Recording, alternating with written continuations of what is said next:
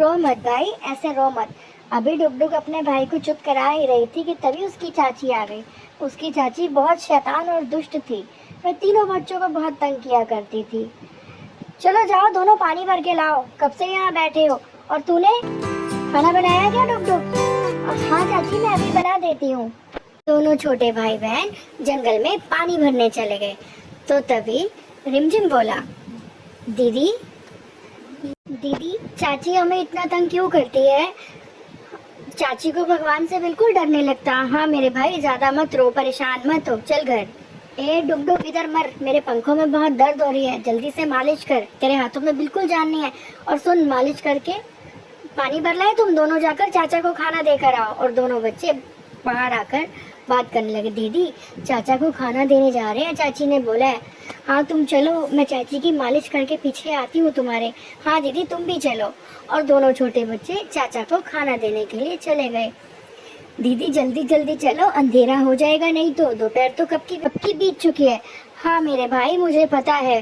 अब चाचा के खेत आने ही वाले हैं।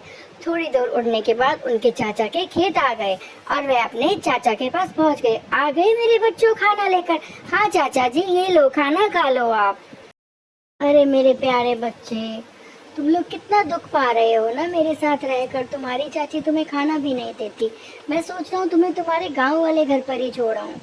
मुझे तुम्हारा दुख और कष्ट नहीं देखा जाता मेरे प्यारे बच्चों। हाँ चाचा, हमें गांव वाले घर में छोड़ दो, अब हम आपके साथ नहीं रहना चाहते। हाँ मेरे बच्चों, मुझे सब पता है, मैं तुम्हें और कष्ट में नहीं रख सकता। और चाचा उन्हें गांव के घर में छोड़ आए। मेरे चाचा जी, आप थोड़ा खाना खा लो, बहुत दूर से हम उड़कर आए हैं।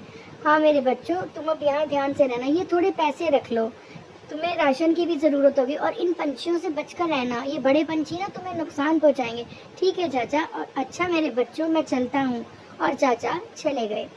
अब डुगडुग बोलने लगी, अब चाचा ने जो पैसे दिए हैं वो तो ज़्यादा दिन चलेंगे नहीं, हमें कुछ ना कुछ करना पड़ेगा। तो चिड़िया की बहन ने बोला, दीदी आप शाही पनीर बहुत स्वाद बनाते हो, क्यों ना हम शाही पनीर का ही ठेला लगा लें। हाँ ये तो तुमने बहुत अच्छा आइडिया दिया। अच्छा चलो, इसी बात पे शाही पनीर बनाकर तुम्हें खिलाती हूँ। तो डुगडुग ने खाना बनाना शुरू कर दिया। आज उसने शाही पनीर ही बनाया। दोनों बच्चों ने खाना, तीनों ने मिलकर खाना खाया। दीदी हम आज से स्टॉल लगाते हैं। नहीं, आज आराम कर लेते हैं, सुबह से शुरू करते हैं। और अगले दिन से ही तीनों बच्चों ने सामान इकट्ठा करना शुरू कर दिया। और सुबह होते ही उन्होंने शाही पनीर का ठेला लगा लिया। ठेला लगाते ही दूर दूर से पंछी उसके पास खाना खाने आने लगे। देना, एक प्लेट शाही पनीर कितने का है डुगडुग दीदी? ये 30 रुपए प्लेट है। अरे दीदी ये तो बहुत स्वाद है। दूर दूर से पंछी आकर खाना खाने लगे। अब तो डुगडुग का काम चल निकला। और फिर तीनों भाई बहन प्यार से खुशी खुशी वहाँ रहने लगे। धीरे धीरे कुछ ही दिनों में डुगडुग का काम और ज्यादा चल गया, तो डुगडुग ने बड़ी दुकान खोल ली। और डुगडुग ने अब अपना घर भी अच्छा बना लिया था। और डुगडुग तीनों भाई बहन मिलकर अपने ठेले पर काम करने लगे। अरे दीदी आपका तो बहुत टेस्टी पनीर, बहुत टेस्टी है आप लोगों का तो। तभी वहाँ मिंकू कबूतर आ गया। एक प्लेट शाही पनीर दो और रोटी भी।